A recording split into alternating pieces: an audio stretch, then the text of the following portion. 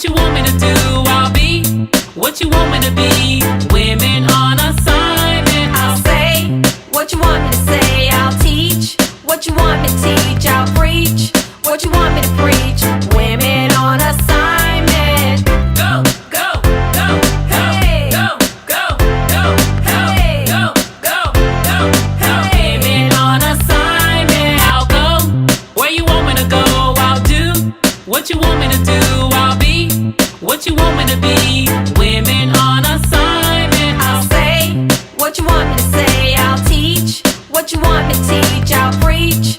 What you want me to preach, women on assignment. Go, go, go, go, Hey. go, go, go, go, Hey. go, go, go, go. Hey. Women on assignment. I'll go where you want me to go.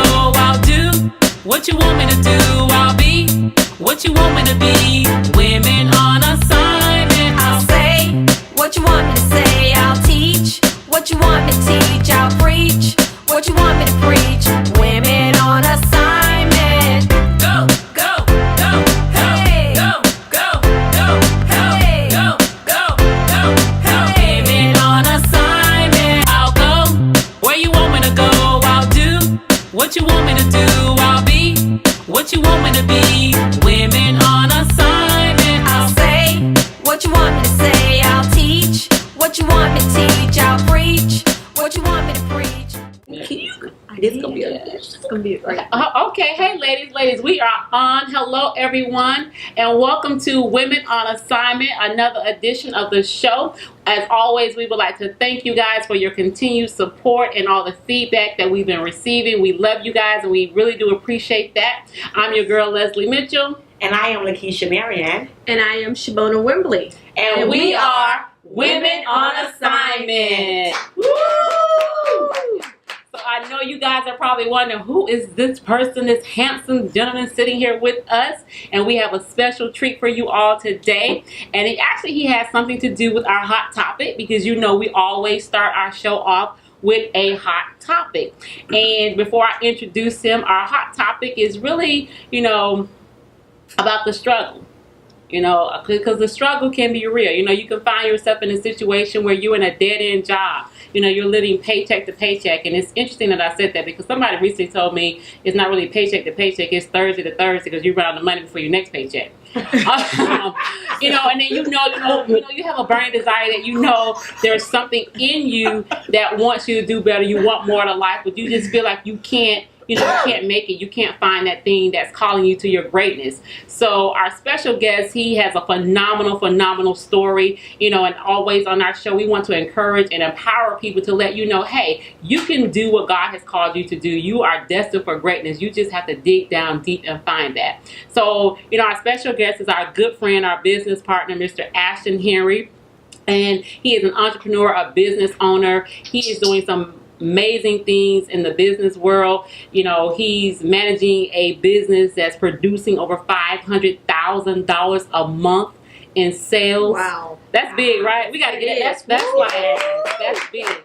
He is helping, he has a heart of gold. I know him personally, and he will do anything to help people, reach their dreams and to what they want to do to be successful. And, we want to bring him on to kind of just encourage people and share with them, your story. So welcome to the show, Mr. Henry. Awesome. Thank you. Thank you for having me. Well, like she said, my name is Ashton Henry, entrepreneur. And my story is I came here in the United States from Grenada in 2004 on a soccer scholarship, played Division I soccer, got injured after college and moved to Miami to do rehab, and ended up starting building a life here.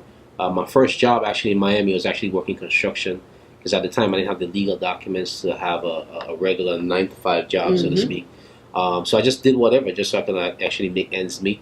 So I was working on the beach, construction site, and it's so funny because the hotel is actually called The Dream.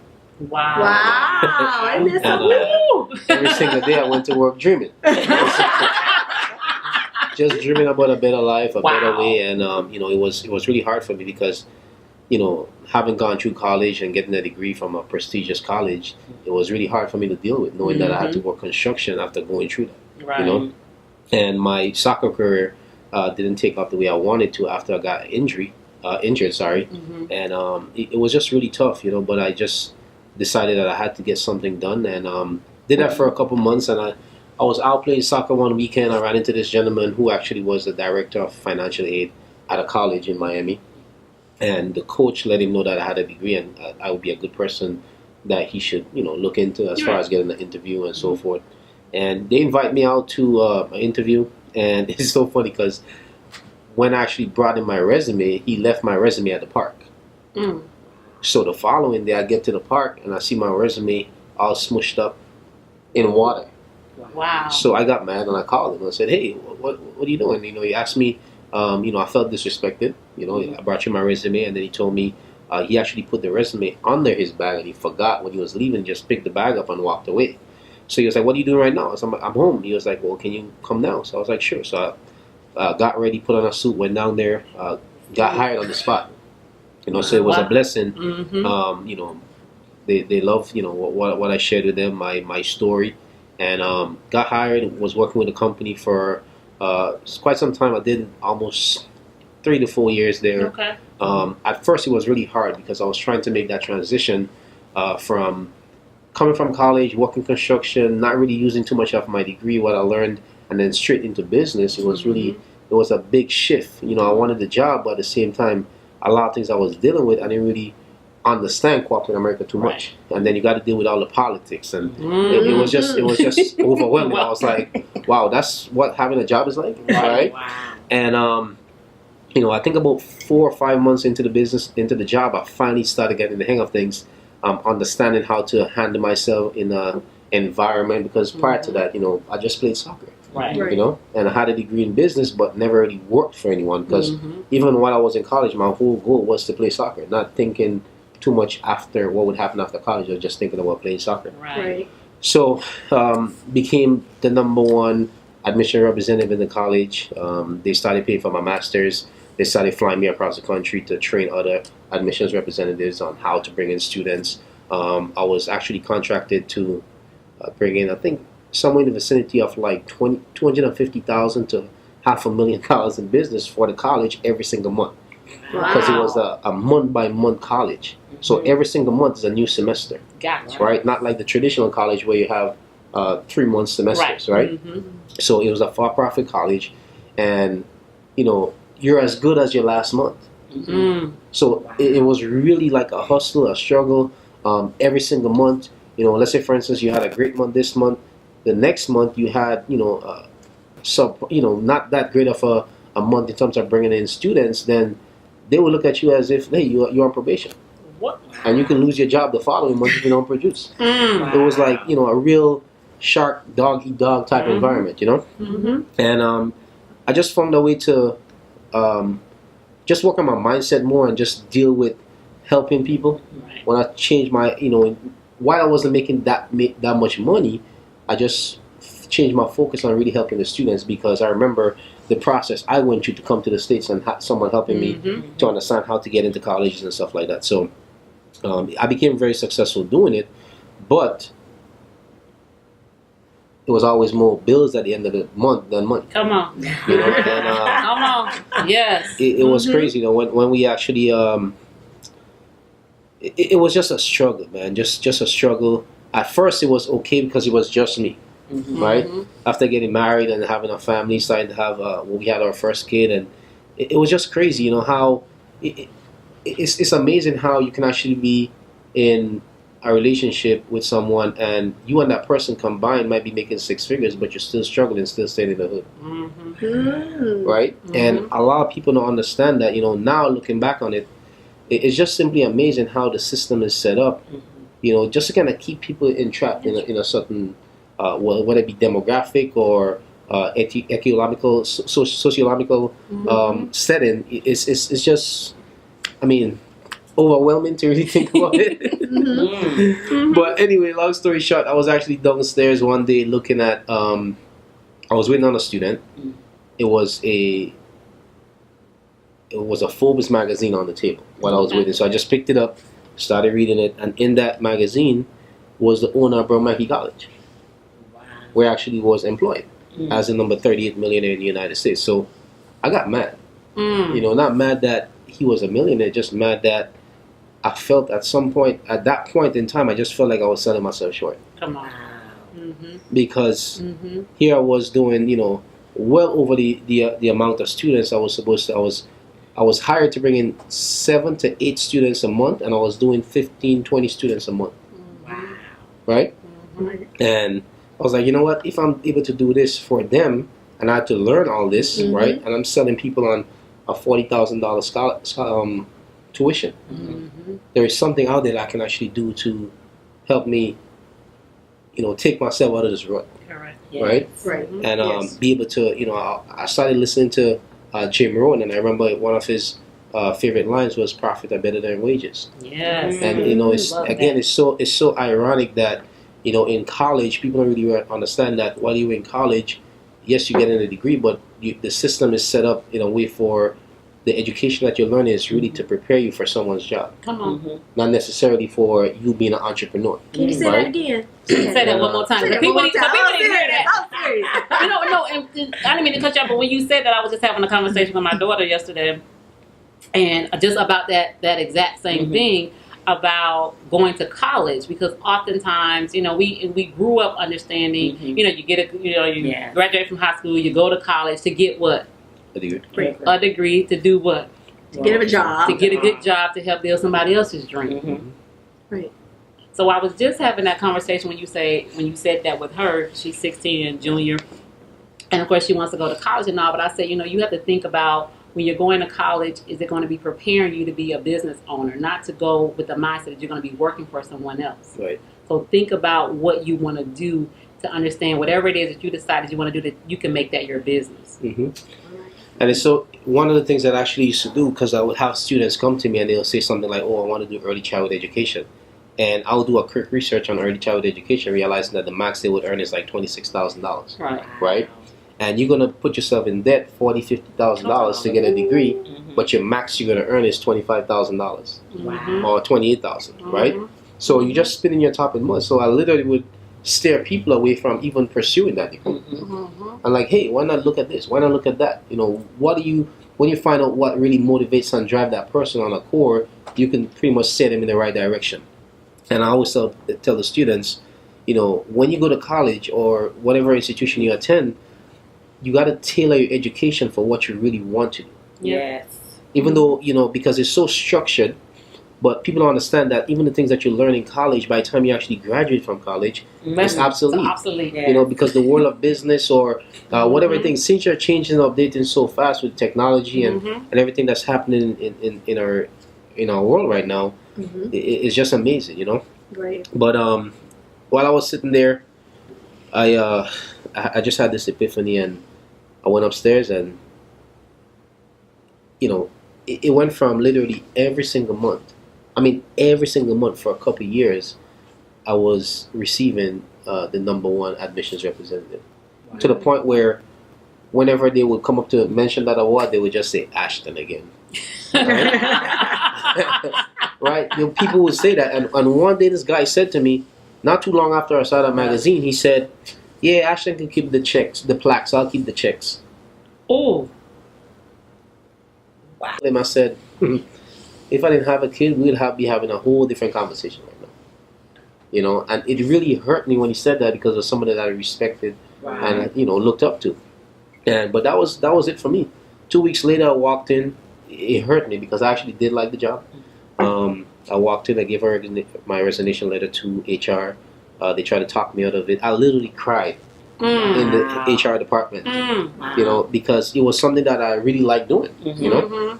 But I just had to go. I had no idea what I was gonna do. I just literally just gave him a resignation letter and walked away. Wow. You know, had a couple $1,000 saved, so I was like, you know what? In 6 months, I should be able to find something, which is gonna help me. This is gonna help me until that time. Right. And I walked away from it. You know, I was called crazy. My mom told me don't call her and ask her for no money. You know, it was just crazy. You know, people. You know, you're gonna leave your good job. Oh yeah, with all your great benefits. I heard that.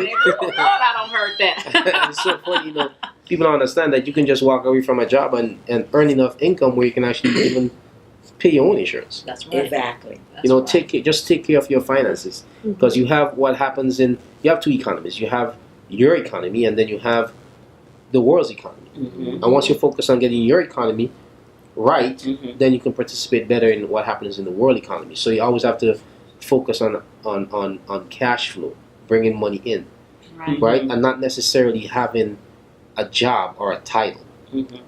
And that's what most people are excited about, the recognition of that title. Mhm. Oh, That's I'm a true. banker. Oh, I'm a this, I'm a that. And then they make that be their life. Mhm. So Nobody when said you see them, that's how you recognize them. I'm very sure Okay, why you saying banker? No, Wow. But you get what I'm saying, you know? Yes. Not trying to pick on any Right. specific, Yeah. you know? Right. So, Right. you know, literally got into, I learned how to do taxes, and got into different business ventures, and I looked at network marketing. And when I got into network marketing, I'll be honest with you, I was more into, I heard about, you know, people being able to generate great income, Mhm. but I was really more, it was almost like surreal, Right. because you're hearing about these regular people bringing in great income, Mhm. and it was more like starstruck most of the times. Right. So I'd attend some of these seminars, and I just really went there to get a picture with that person because they're earning a certain amount of money. Mhm. And then someone said to me one day, I can't remember who it was exactly. I was sharing a story about this person Uh-huh. that was earning like $100,000, whether it be a month or I think it was a month, Okay. right? And it was actually this one of my mentors, Robert Dean, Mhm. and the person said to me, "Yeah, but how much are you making?" Okay. That'll put it in And- perspective. And I was like, "You're right." That's And, right. and I realized that a lot of people get into business, but they're not really focused on learning what they need to learn to be able to become successful. Mhm. Yeah. They're just, you know, around people because they're successful, not necessarily learning, but more focusing on what the person might have, Yes. and not necessarily what they learn to get to that point to be able to achieve, or, you know, Mhm. bring in those type of, whether it be a car or a house or the type of income.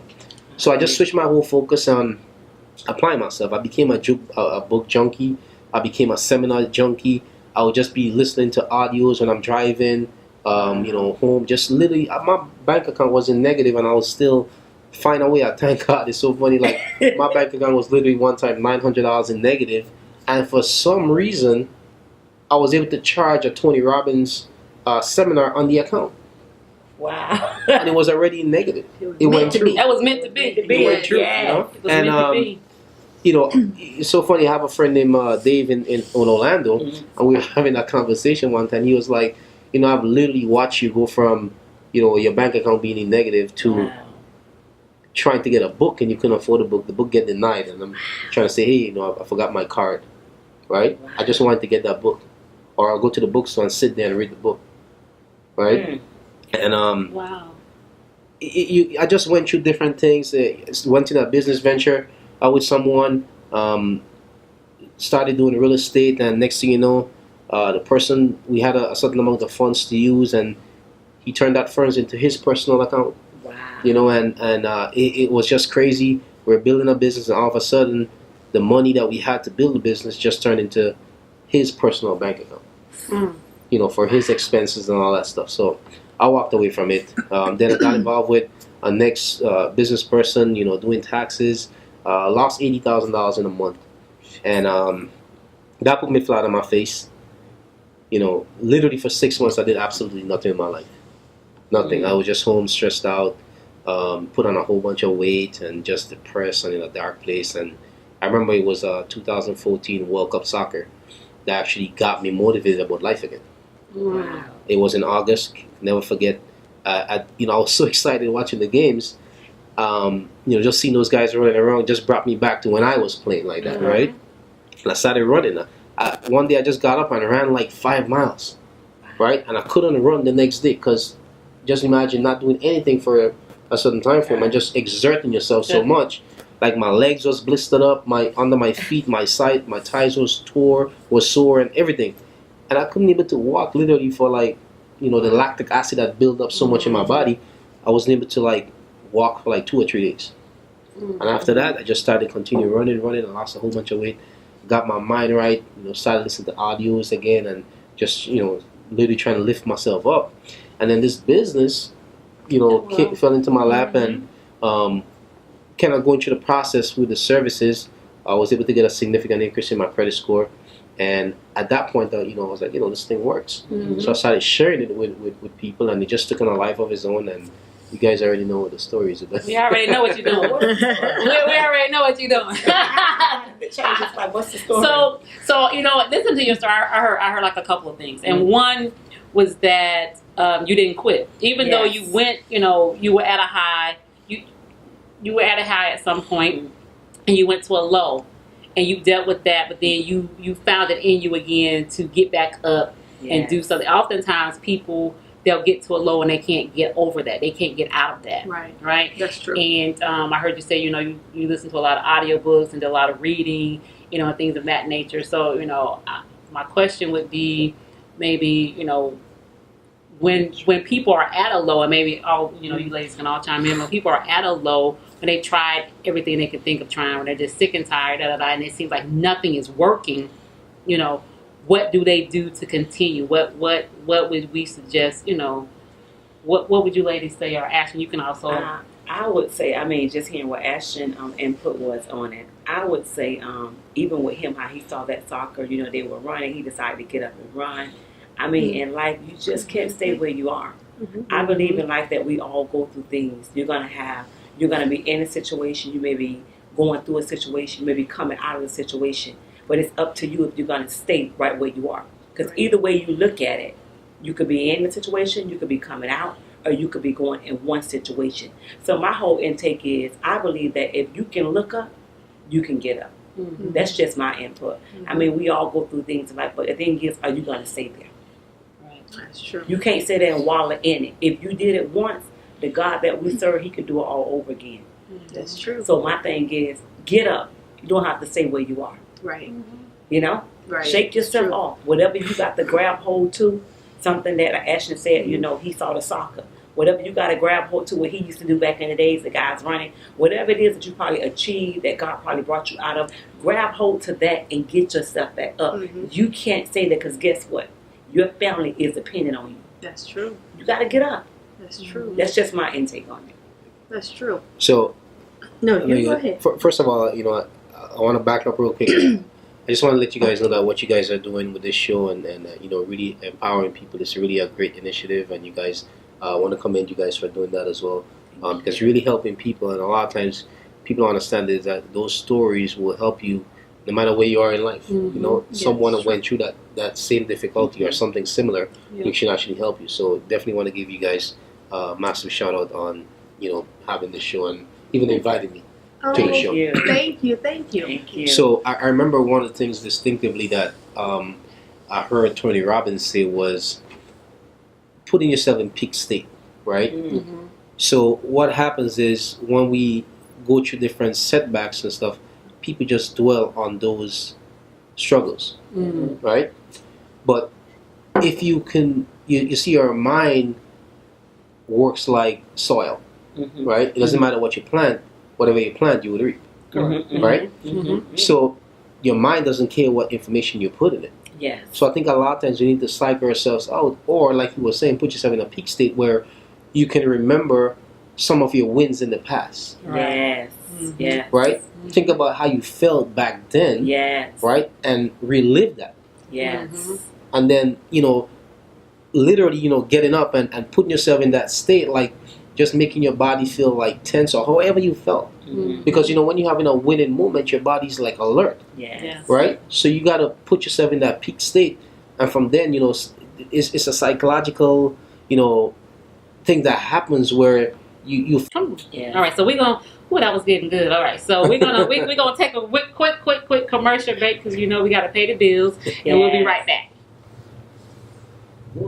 Hey family, this is your boy James Smith. I am so excited. I know you wondered what I'm so excited about. Man, the single's about to drop with Musgrove Distribution. Man, I've been waiting on this thing for a while, and I'm telling you, this thing gonna be hot, man. You're gonna like this here. You know who you're working for? You're gonna like this thing, man. God bless you. Go pick it up when it come out, y'all. So sick and tired of people talking about who's gonna be the greatest, who's gonna be the greatest this, who's gonna be greatest that. But Jesus said, let him be the greatest and be the seven of all. Come on, come, set, come, hey, and who you working for? Working for Jesus. Oh, we gonna have some church up in here. Say it. Who you working for? Working for Jesus. I don't think y'all hear me out there. Come on, say it. Who you working for? Working for Jesus. Come on, everybody say it. Who you working for? Working for Jesus. A little something like this. I'm working in his vineyard. Oh, he's gonna give me my crown. Okay, and we're back. Welcome back. Now, Ashton, you said quite a few things, and everything was like a aha Moment. And then what? Yes, right. Yes. Aha moment. If we had young men, young women that may have hit rock bottom, and they're just thinking like, let's say I'm homeless. My finances are totally jacked up. My bills are more than I have money coming in. I have kids to take care of, and I am a single mother. All those issues, all those things that we would say are negative. What is one thing that you would tell them to make a huge impact to get them to change their mindset and say, I can do it, I can turn it around? What's the one thing that you would tell them to do? Ooh, that's a loaded question. It's like a loaded potato. I know, right? So one thing, I can't tell them one thing. I think that you got to work on your mindset. It's important that you get your mind right. Once you get your mind right and you start looking at the right things, you'll be able to, again, your vision, your goals, your why you want to take yourself out of rock bottom. Would I be, because I wasn't homeless, but technically I didn't have a home. Right. I had to literally just imagine I had to pick up my house and move into in-laws' room. Okay. You know what I mean? Yes. And that's kind of like homeless. It was crazy. But while I was in that room, like literally just whatever was happening around me, I would zone it out. And I would just focus on where I'm going. Wow. Okay. So you got to focus. No matter what happens around you. I mean, talking about not having food to eat, and it's kind of funny because it brings me that experience brings me back to college where I didn't have money. I remember one time there were times that I would just show up at the college to the cafeteria and pick up the cookies that they had for everyone, and that would be my meal for a couple of days. But you just do whatever it is that you need to do. Or even when I got that job at the college when I didn't have money to pay for college, or I lost my scholarship because the coach gave my scholarship money to somebody else, I worked as a janitor. So you can find different things to do. You can work at a car wash. You can work at a fast food place. Whatever it is that you need to get a couple dollars, and then you save your money so that you can actually get involved in a business because you can have people to mentor you. Yes. You can't look for a job. At the end of the day, they're just looking to get rid of people. So you just get in the right environment with somebody that can mentor you or learn a specific skill set Yes. that can help you, That's right. take yourself and your life to a next level. For network marketing, do you think that a person has to have a certain skill set? Yeah, there's a certain skill set that you have. I would say focus on one, creating a list of people, right? Exposing your business, people to talk to. Okay. Marketing your services, Okay. right? Focus on learning how to present to people, right? And once you present to people, then you can walk them through the process, whether it be as a client or a customer. And then when they come on board as an agent, with your business, you get duplication going. So you teach them to do what you're doing. Okay. Right? That way you can get that duplication going to build your business. Focus on marketing as well. So you got to market yourself. People do business with people and not necessarily with companies. So the more you can push yourself out there, you'll be good. Well, we want to thank you, Mr. Ashton Henry, for coming on to our absolutely. show. This was a great show. We have learned a lot. And this concludes another edition on Women on Assignment, right here every Monday night at 7:30 p.m. Eastern Standard Time on Musgrove Music TV. And as always, you don't want to what? You don't want to meet us there, but you want to beat us there. See you Monday at 7:30 p.m. All right. That was awesome. Yeah. No stopping, no stopping. I'm coming out with my hands lifted high, my mouth full of praise for you made a way. Out on the way, and I was brighter days. Hallelujah, Jesus, what else can I say? I shot my way out the storm, I see the sunshine. You brought me out again, time after time. I put my faith in you, are going through, I know I'm fine. Your word won't come back, boy, and I know you ain't lying. So I continue to praise until I get my blessing. Don't faint or give up, that's a valuable lesson. Get the full 100, not just 99. You give me vision to see when I once was blind. So I give you the praises, glory, and the honor. The devil tried to tell you quit, but tell him get behind you. Because you're coming out, your hands lifted high, your mouth full of praise, so you have made a way. No stopping us now. No stopping us. No stopping us. No stopping us.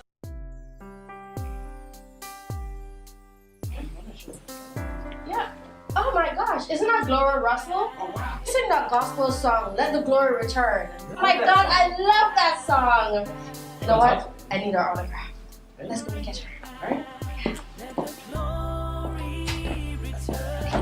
Excuse me. Hi, oh my god, it is her.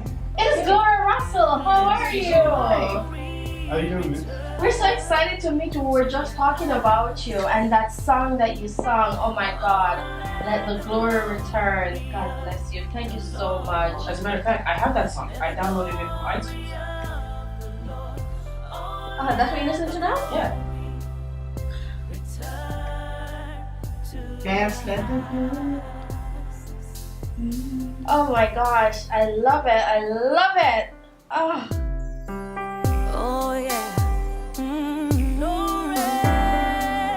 Oh Lord, bring it back. Yeah. Bring it back. Faithfulness. Bring it back. Let the glory return to your house. Return to your house. Let the glory